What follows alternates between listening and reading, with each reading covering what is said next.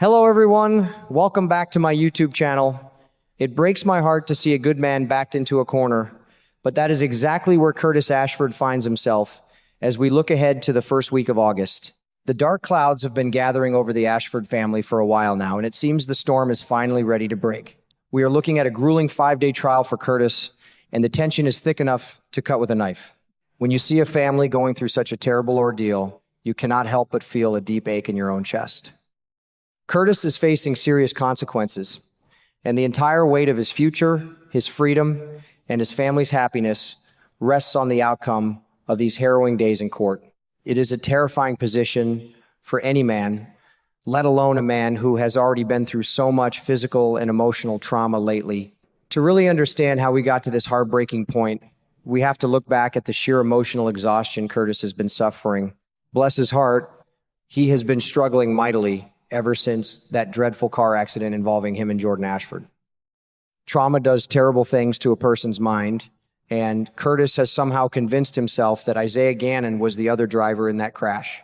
He has this deep-seated, agonizing belief that Isaiah caused the accident and cowardly fled the scene. Now, we all know that is simply not the truth, but when a man is hurting and looking for someone to blame for his pain, logic often flies right out the window. Curtis is carrying around a mountain of misdirected anger, feeling utterly disgusted by a man he believes ruined his life and left him and Jordan to suffer. That boiling anger set the stage for the disastrous encounter on the Metro Court patio. Picture the scene clear as day. Curtis, already a bundle of raw nerves, walks out and sees Isaiah touching Portia's pregnant belly.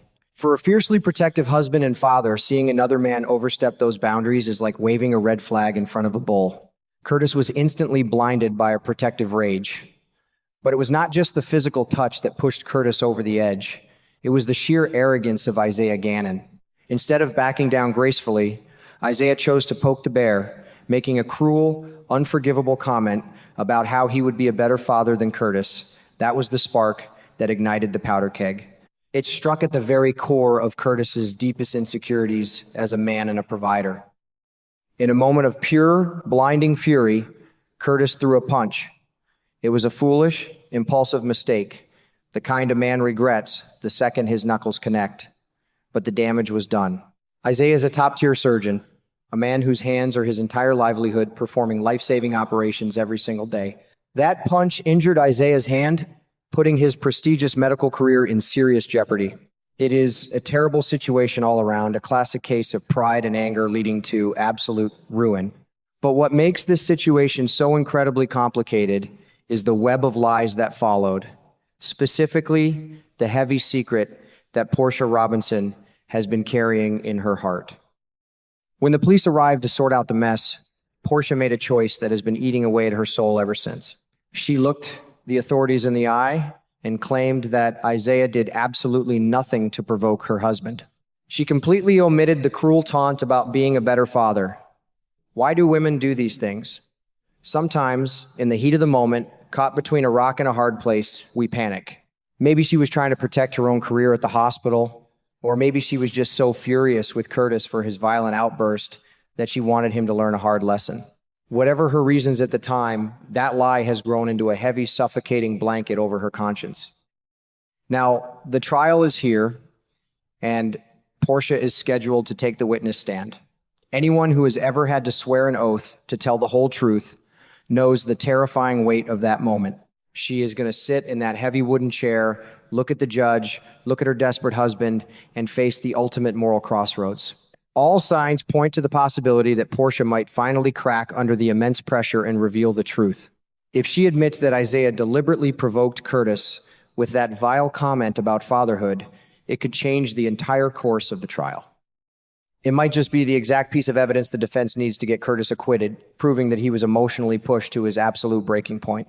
The influences pushing Portia toward the truth are incredibly powerful, starting with Jordan Ashford.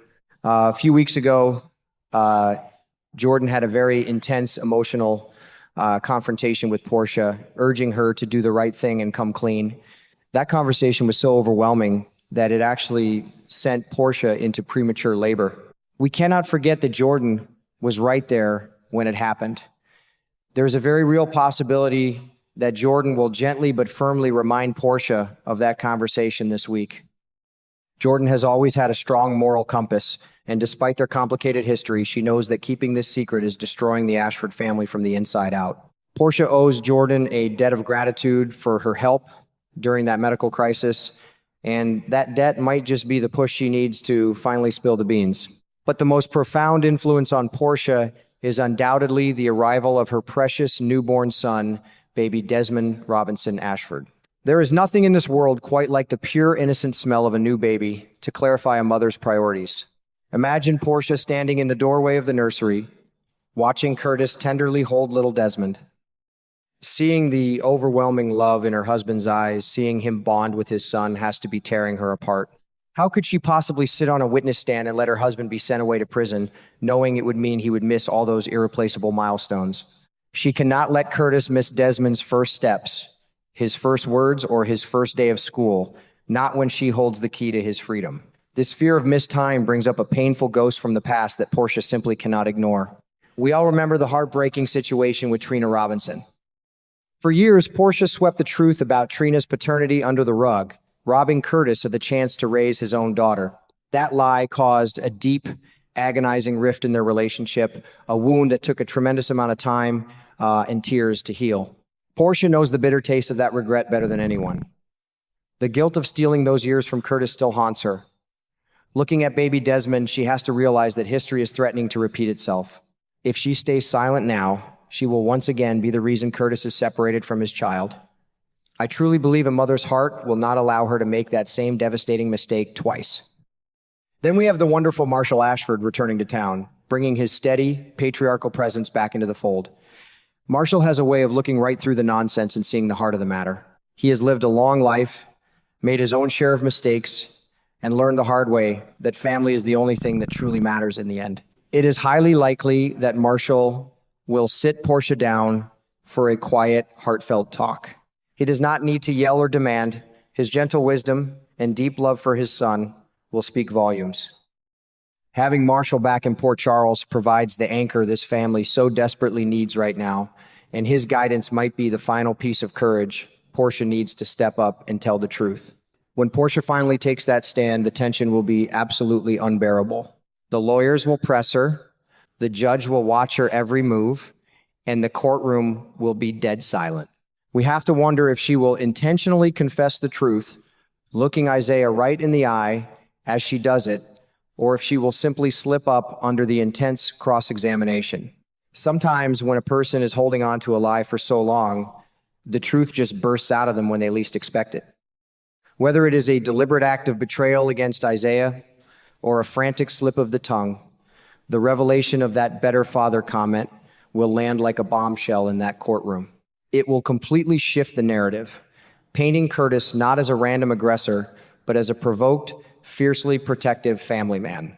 The ripple effects of this trial will be felt all the way back at General Hospital. The spoilers for the end of the week show Isaiah Gannon looking mighty defeated. He is seen confiding in Lucas Jones and Elizabeth Baldwin, pouring his heart out about his ruined hand and his shattered plans. It seems clear as a bell that things are not going to go Isaiah's way. He pushed a desperate man too far, and now he is paying a very heavy price. While you have to feel a twinge of sympathy for a doctor losing his ability to operate, it is a hard pill to swallow when you remember how arrogantly he behaved. Isaiah thought he could play God with another man's family, and now he is learning that the truth always has a way of coming into the light. As we prepare to watch this emotional roller coaster, we are reminded of why we love these stories so much. They reflect the messy, beautiful, complicated reality of family life. We see people making terrible mistakes out of fear, and we see them finding the courage to make things right out of love. Portia is facing the ultimate test of her character, and Curtis is fighting for his very life. Let us keep our fingers crossed that love and truth will prevail in that courtroom, allowing the Ashford family to finally begin healing and enjoying their beautiful new blessing, baby Desmond. It is going to be a week full of tears, gasps, and hopefully a joyous sigh of relief.